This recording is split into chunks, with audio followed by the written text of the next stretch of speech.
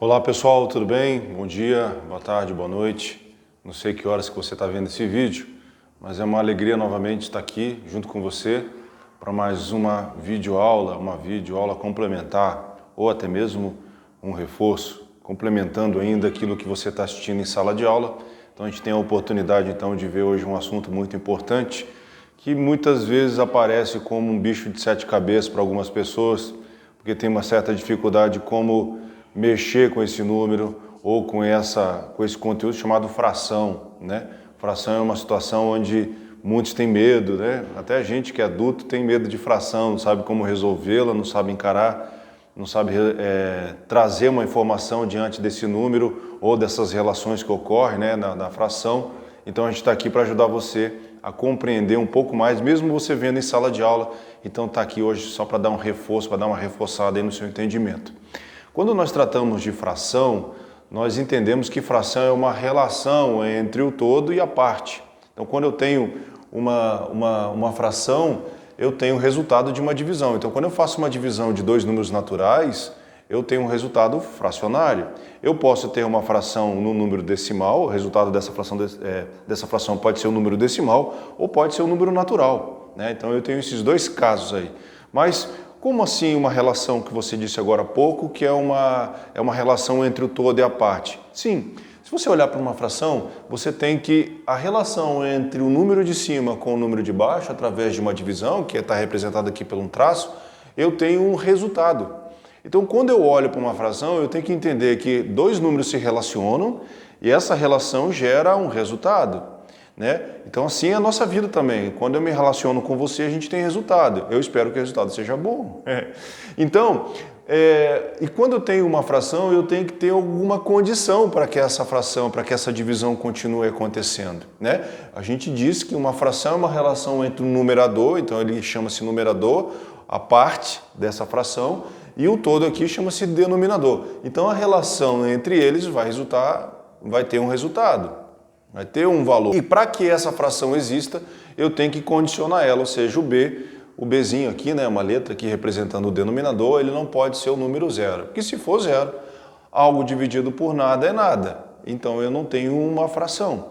Então a única condição que eu posso ter nesse sentido é que o zero não pode ser denominador. Ele pode ser qualquer outro número.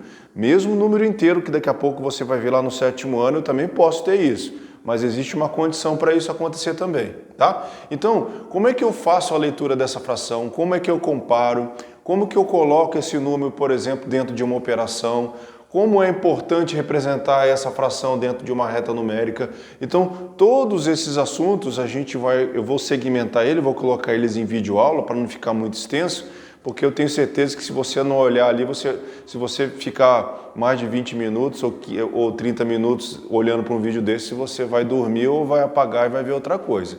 Então, os vídeos aqui você vai observar que está em torno de 15 a 18 minutos, essa é a minha média aí. Então, a ideia da videoaula, como eu disse, é para reforçar você diante de um conteúdo conhecido por você em sala de aula. Até porque em algum momento na sua vida você acabou vendo fração, tá? Então, eu vou começar com a fração pensando o seguinte. Se eu tenho o A aqui representado por 2 e o B aqui representado por 5, eu tenho uma fração, né? Eu tenho 2 dividido por 5. Então, quando eu tenho 2 dividido por 5, eu vou ter um resultado chamado 0,4.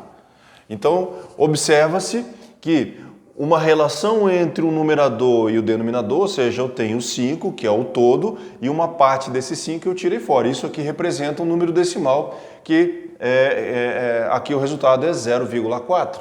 Né? Então, essas relações que ocorrem entre essas frações, eu vou ter esse resultado. Se ele vai ser pequeno ou se ele vai ser grande, se eu trocar a posição, por exemplo, desses números na fração, eu vou ter 2,5. Né? Então, observa-se que eu mudo a relação, eu mudo o resultado. Eu mudo a posição desses números, o resultado é diferente. Então, se as relações que nós fizemos pai-mãe, filho-pai, filho-mãe, professor-aluno, eu vou ter resultados diferentes. Eu espero que esse resultado seja sempre positivo para você, seja sempre salutar para você, onde você tem a oportunidade, por exemplo, de você extrair alguns princípios. Esse é o intuito de você estudar fração dentro de uma cosmovisão bíblica, né? Então, quando eu tenho uma relação entre esses dois números, portanto, eu tenho um resultado. E aí eu posso classificar esses números, né? Eu posso classificar esses números, e aí lá no tema da fração eu tenho classificação de fração. E essa fração ela pode ser classificada em fração que nós chamamos de fração própria. Eu tenho uma fração que ele também pode ser chamado de fração. A gente já vai comentar um pouquinho sobre isso. E por fim, eu tenho uma fração que nós chamamos de fração aparente, né? Aparente. Então, esses são os três tipos de frações que você vai encontrar em todo o estudo de fração, né? E aí, como que eu vou classificá-la? Como que eu vou dizer que uma fração ela é a própria, ou ela é imprópria, ou ela é aparente? Veja, se você tem uma relação entre uma parte e um todo, e a gente tem um resultado, então quando eu tenho um numerador, um numerador menor do que o denominador, ou seja, se o número aqui de cima for menor do que aqui embaixo, eu vou sempre ter um valor menor, 0, alguma coisa, tá? Então, ou seja, uma parte dela foi retirada do todo. Então, o todo aqui é 5. Então, eu não consigo tirar 5 dessa parte. Por isso que eu não consigo. Então, não tem parte inteira. Então, todas as frações próprias, o numerador é menor que o denominador. Clássico isso. Tem que ficar claro isso para você. Tem que gravar aí na cachola. E o resultado sempre vai ser 0, alguma coisa. Então, todas as frações próprias, se eu olhar para uma reta numérica, sempre, anota isso aí, põe o asterisco. Toda vez que eu tenho uma fração própria, o resultado vai estar entre 0 e 1, independente do valor que está sendo colocado na fração. Aí é uma condição, se esse número aqui for menor do que esse, aí eu vou ter sempre 0, alguma coisa. Isso é regra, tá? Isso é dito como certo. Você não tem como fugir disso. Então todas as frações próprias estarão entre 0 e 1, todas, independente do valor que está lá. E aí eu tenho as frações impróprias, que é esse resultado aqui, ó. Eu consigo tirar o 2 quantas vezes daqui de dentro? 2, está aqui, ó, representado. Ainda sobra o quê? Ainda sobra metade. Então, todas as frações impróprias, o numerador vai ser maior que o denominador. Portanto, eu tenho uma parte inteira. Então, isso aqui também é uma regra. Eu tenho uma parte inteira, tá? Então, é muito importante você, quando está olhando para uma fração, identificar se ela é própria ou se ela é imprópria, tá certo? Isso é muito importante. Isso é muito importante porque você vai ver isso lá na frente e aí tem um resultado muito mais rápido quando você começar a gravar essa regrinha aqui. Tá certo? Tranquilo? Beleza? E quando é uma fração aparente, então quando eu tenho, por exemplo, 15 sobre 5. Quanto que é a divisão entre 15 sobre 5? O resultado aqui é o 3. 3 é número natural? É. Então essa fração aqui, ela é aparente. Ah, professor, então 2 e 4. 2 e 4. 2 dividido por 4 vai dar 0, elas são múltiplos entre si. Assim como 15 quintos também são múltiplos entre si, o 2 e o 4 também são múltiplos entre si. Mas por que que esse aqui é uma fração aparente e esse não é uma fração aparente, mesmo pensando que os dois são múltiplos? Porque o resultado dessa fração não foi um número natural. Então, toda fração aparente, o resultado deverá ser, se o número então for natural, eu posso dizer que a fração então ela é uma fração aparente. Então, eu vou fazer um vídeo logo após e aí eu vou trazer alguns exercícios e nós iremos classificar então se essa fração ela é própria, se ela é imprópria ou ela é aparente. Eu tenho que saber isso, isso é de grande importância para o estudo da fração, tá certo? Então, eu tenho visto que alguns alunos quando fazem esse tipo de números, né, ou de operações, eu divido uma pela outra, então eu tenho as frações, resultados dela, então eu tenho condição de classificar se essa fração ela é própria ou é imprópria. Tá bom? Muito bem. Eu queria também trazer uma informação para vocês de como eu trago essa fração como uma fração que a gente diz, uma fração equivalente. Bem, então como você entendeu que agora existe uma fração imprópria, uma fração própria, uma fração aparente, então a gente tem a oportunidade, por exemplo, de trazer essas frações equivalentes. Então eu queria também trazer para você frações equivalentes. Então, por exemplo, eu tenho um exemplo aqui, ó. Eu tenho Cadê? Vou botar aqui, por exemplo, vou parar. Então, eu vou falar um pouquinho também sobre frações equivalentes. Então, por exemplo, se eu tenho uma fração 1/2, se eu multiplicar aqui por 2, se eu multiplicar aqui por 2, vai ficar 1/4.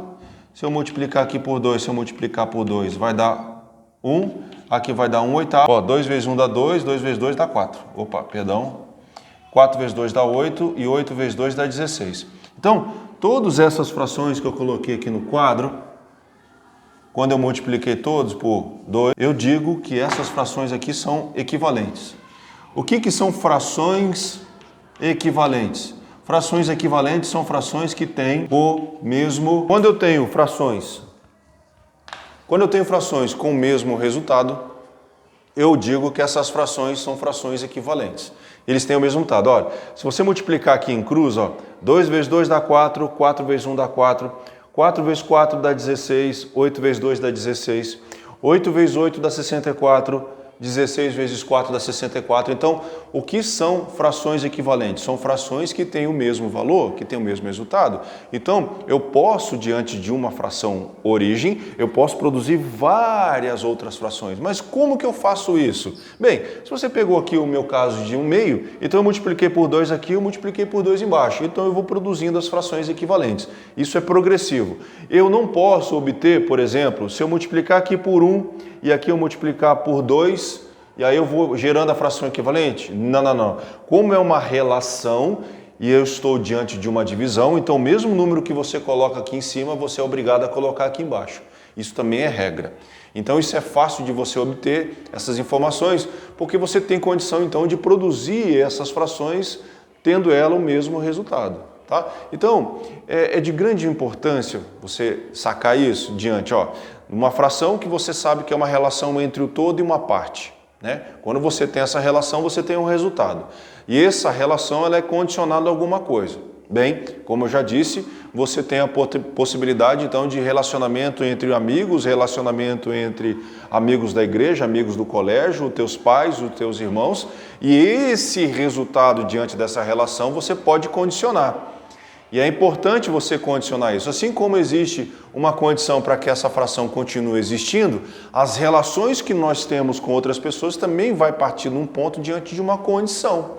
O respeito, a amizade, o amor, o companheirismo, todas essas são as condições para que nós tenhamos a relação. Né? E aí, quando eu olho para um número, por exemplo, igual esse, eu tenho uma relação entre uma parte e um todo, eu tenho um resultado. Então, quando isso acontece, eu tenho uma fração própria. Quando eu tenho o resultado de uma parte com um todo, eu também tenho resultado, por isso que é chamado de fração imprópria. E quando eu tenho relação entre números naturais, eu tenho um resultado natural, então eu tenho frações aparentes. E eu quero também encerrar aqui dizendo que todas essas frações que têm o mesmo valor, eu digo que são frações equivalentes. Eu posso construir, eu posso produzir, por exemplo, frações de uma fração original, origem, ela é a minha base, e eu vou produzindo então as minhas frações equivalentes, pensando sempre que se eu multiplicar ele em cruz, eu sempre terei o mesmo resultado. Por isso que é de grande importância. Se você não souber a tabuada, vai ter que saber a tabuada, porque se você faz a tabuada aqui em cima errado ou aqui embaixo, quando você fizer a multiplicação em x, em cruz, né? Quando você fizer em x, você não vai obter o mesmo valor, então eu não estou realizando então essas frações que diz que tem o mesmo valor, portanto são chamadas de frações equivalentes. Isso é muito usado, por exemplo, na regra de 3 ou nas proporções, como você vai ver futuramente. É muito importante isso. Tá certo? Qualquer dúvida que você tiver, consulte o teu professor, e se você me encontrar aí por acaso aí na escola, também tirarei a sua dúvida, tá bom? Um grande abraço para você, fique com Deus, beijo no seu coração, valeu, até mais, tchau, tchau.